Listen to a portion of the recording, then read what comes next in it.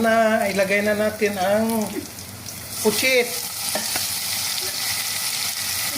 Minarinate na natin to. Yan. Para ready na. Ilagay na lang natin dyan ang pusit. Pusit ba? Diba?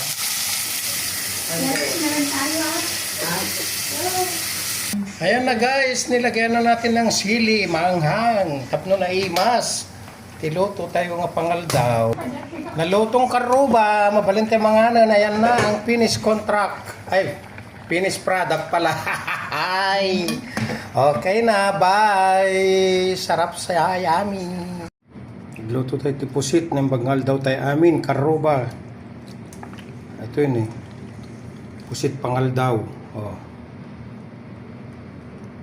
Agiwa tayo pa iti tuwalya ti baka pang papaitan. Yan. Pang papaitan. Tuwalya. Yan. Ang kuko nagdadala. Yan. Tuwalya. Ang kuko guys. Yan. Ang original. Okay. Thank you.